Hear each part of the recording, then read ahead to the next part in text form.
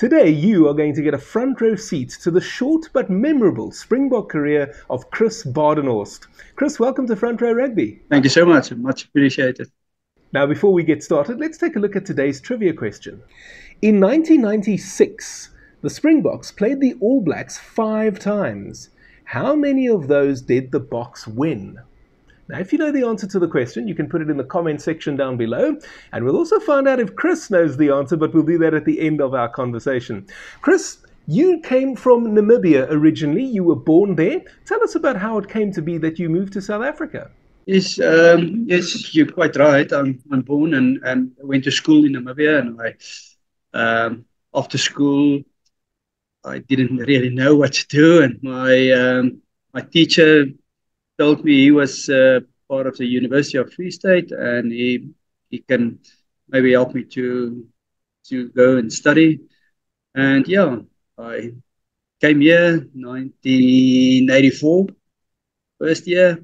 I studied a bit, and I haven't left Namibia yet. So it's my own now.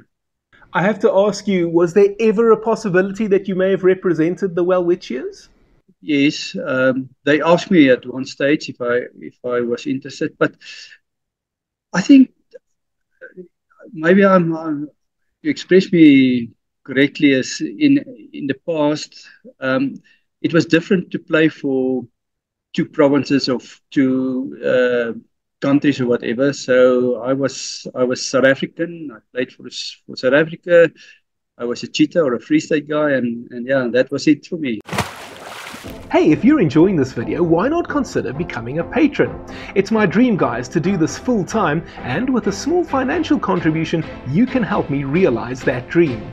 The link and the QR code is appearing on your screen right now, and I'll also put it down in the description area for you to go and click on at a later stage if you would like to do so.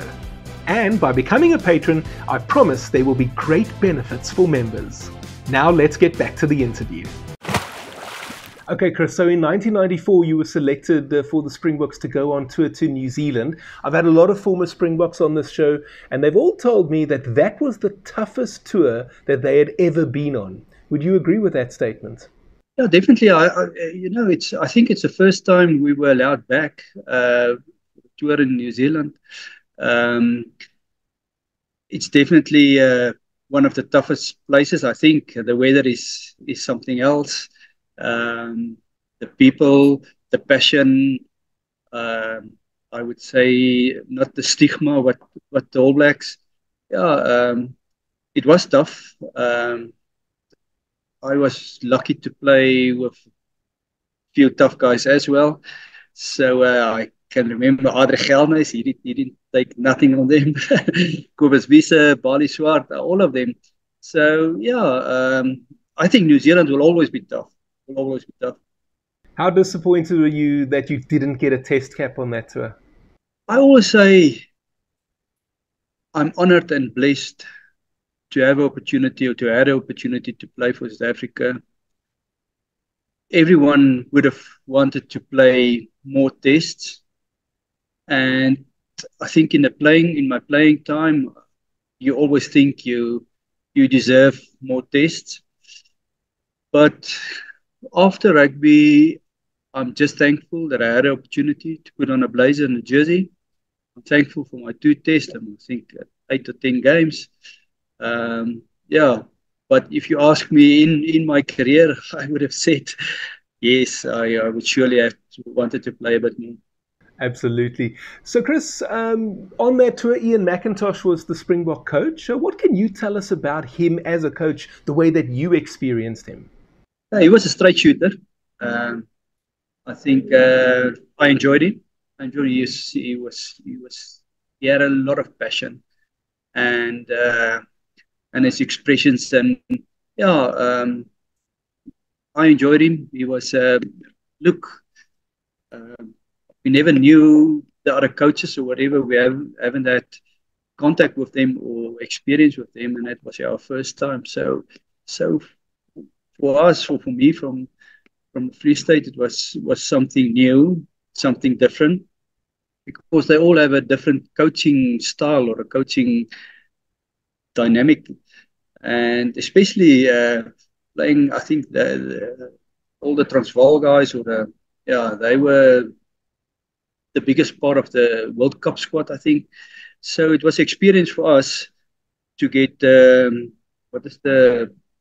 get used to how they do it and how do they think and their confidence. That made that's that was an open eye for me. The confidence the guys had in himself and in the team, you know. After that tour, Ian Mack was out of the picture. He was replaced by Kitch Christie, and the first assignment was a 2-test series against Argentina. We won the first one in Port Elizabeth, and then I think it's fair to say James Small caused a little bit of trouble, and he was out for the second test, and that meant that you came in to make your debut. Talk to us about the build-up to that second test at Ellis Park from your point of view. You're quite right. I think James had an issue the night after the first test, and I got my opportunity. And I can still remember when we sang the anthem.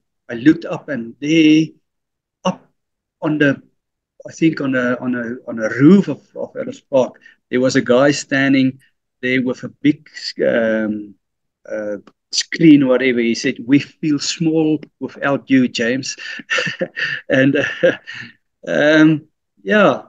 luckily I got my chance, and I think I had a reasonable test, and I was happy. I was in the moon. I was over the moon. I was happy. I had my first test cap. You scored 2 tries that day, Chris. We won 46-26. I have to ask you, at that stage, were you thinking, test rugby, this isn't too difficult? I don't want to step on toes, but I think there was a difference those days in '94 between, I would say, Australia, New Zealand, England, and Argentina. So I didn't think, I will never disrespect test rugby. I will never disrespect the opponents. I was just thankful that I had an opportunity. And Cabos always said my grandma could have scored this try, and I think one of those of mine was like that, you know. So that's funny, and of course Cabos never got a chance to play a test match for the Springboks, which is quite interesting as well. So Chris, after the Argentina series, we went off to the UK. We played against Scotland and Wales, and there was also that match against the Barbarians in Ireland. But you didn't get an opportunity to play a test match on that tour. How disappointing was that for you? It was always disappointing. I got injured and I was sent back. So it's always disappointed not to be selected or to get injured.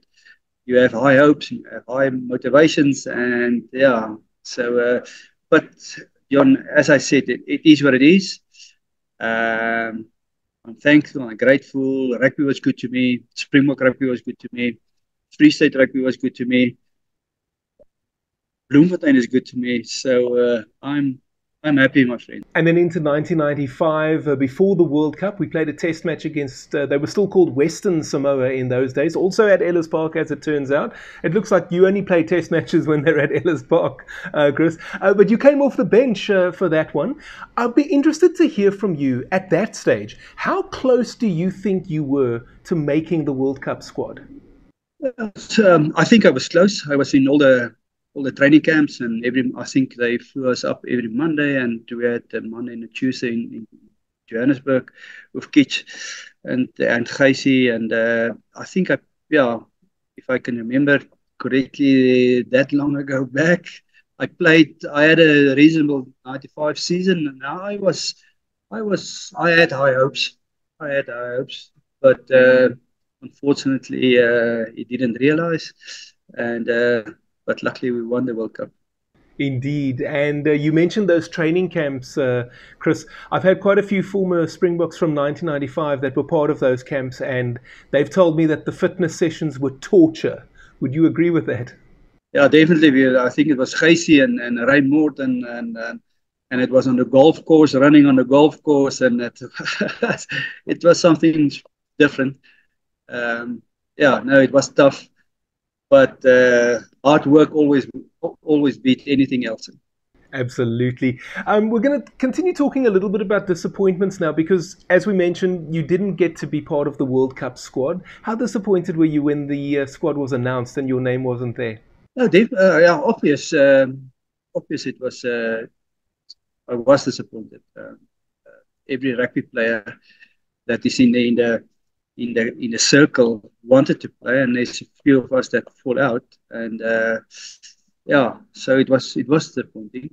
Um, but it's, as I said, it's one of those things. It is what it is. You wasn't good enough for that stage, and you have to accept it. So, after the Canada match, when James Dalton and Pieter Hendriks were sent off or suspended for the rest of the tournament, and obviously there was talk about replacements coming in, did you think to yourself, hey, you know what, this might be my chance to get in? Or did you think that Chester was always going to get in ahead of you? No, I thought I would have an opportunity. You always have high hopes, and yeah. So yeah, no, I thought maybe there's a chance, but as the history shows us, it didn't happen, and yeah, it is what it is. Yeah, so. It is what it is. And Chris, last question on this topic. I have to ask you this. How many times have you watched the World Cup final or even the World Cup final at that moment and look at the TV and you think to yourself, yes, like, man, that could have been me? And you get yourself, even at this age, uh, my uh, my son-in-law, my daughter sent me a clips of, I think there's something on YouTube as well, on Free State Fly or whatever, and they sent it to me on Monday and said, "Yo, Dad, you were quick and whatever." And even what I try to say is, even at this age, you think back on your career and you thought, "Yo, maybe I should have done this, maybe I didn't do this or whatever." There's always regrets, but you could have done better. But yeah, I don't want to sound echoing like it is what it is, but we had our chances, and that's maybe for the newer generation, for the younger players. Give it all. Don't have regrets. Give it all. And that actually leads really nicely into my next question, Chris, because I think that a lot of kids in South Africa grow up dreaming of playing for the Springboks, and they think that when they get there, they're going to play for 5 years, 10 years, they're going to have 100 caps like Victor Matfield and Percy Montgomery, maybe even 140 as Eben Etzebeth has got, but maybe they might only get one test or two tests like you got. So what would your advice be to those kids? You must remember, if you're talented or you have an opportunity in rugby, as rugby deserves the best version of you. You don't deserve the best version of rugby. Rugby deserves the best version of you, because what you said is the Eben Etzebeths and the Dani Gerbers and the Karel du Plessis and the Andre Venters and Andre Joubert, and all them are legends. And they the guys you represent. Not you don't represent. You represent your country, but please go and YouTube or whatever all the rugby legends and see what you actually represent. And that's what matters. Earlier, I asked you about Ian McIntosh as a coach, as you experienced him. What can you tell us about Kitch Christie? Kitch he was a quiet guy. He was strict. You had to address him as Coach Christie. Um, what afterwards, what I thought was making him strong is he surrounded him with the best people. He wasn't the best scrum. He hadn't the best scrum knowledge or the best line-out knowledge, but he surrounded him with a strong team. And that's a sign of a mature man and a self-confidence man. So, yeah, Kitch knew what he wanted, and the players knew what he wanted. And he made sure that that was the plan. Okay, Chris, who was your toughest opponent? Yeah, many. I played Tano Maga. Um, so I played James Small. I played Pieter Hendriks. Played Caboose. Um, it's difficult. You put me on a spot here. um, uh, I would say, and I think it's fair to say, I started in 1987, and I still had to play against Karel du Plessis. And I think Karel du Plessis was a special wing. He was a special player and a special wing. So it's safe for me to say Karel du Plessis. Chris, when you watch the game today, is there a current player that you particularly admire? I enjoyed the two wings, the Moody and then what is the smaller guy, Colby, and the other one, Arendse. I really enjoyed him. I think they excited. Chris, is there a particularly funny moment that you can share with us from your career? Look, I played with Elgard Miller and Martins Leroux, and they always funny. I don't know if I can say it, but we played in Invercargill, and we played against Otago, and we had to share the showers after the game with Highlanders, and Elgard was firstly in the shower, and he came and he ran back and he said, "Not going alone in there, please come."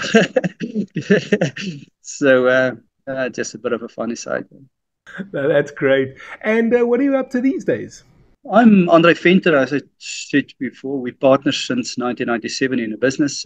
We play together, we train together, and we started the business in 1997, and we're still partners, and we're in the office automation industry, and the next hot commodity in South Africa is solar. So yeah, we still partners, and we're blessed to be partners for so long, and we have a good business, and we have a good business relationship, and so we're still in Bloem, and Bloem is still good to us. And now that's great. Chris, we're going to finish off by looking at the trivia question again. In 1996, the Springboks played the All Blacks 5 times. How many of those did the Boks win?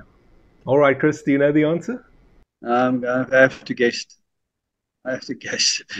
2 of the 5. It's pretty close, actually, but unfortunately for the Springboks, it wasn't a very good year. We only won 1 of those 5, and it was actually the last one. So the All Blacks beat us 4 times in a row. So it's best that we try and forget about that, and maybe we focus on 2023 instead, when we beat them in the final, and also that nice win before the tournament. Yeah. Chris, let me say that it was wonderful having you on Front Row Rugby today. An absolute pleasure. Thank you so much for your time and sharing those old stories with us. And I hope that we can have you on the show again in the future. Thank you so much, John. And thank you for for the work you do, and for keeping up all the oldies up again, So we appreciate you. Thank you so much. Last time on Front Row Rugby, Springbok Tri-Nations winning coach Nick Mallett was my guest. You can go and watch that video. It's appearing on your screen right now. Next time, Grant Esterhazen will be here.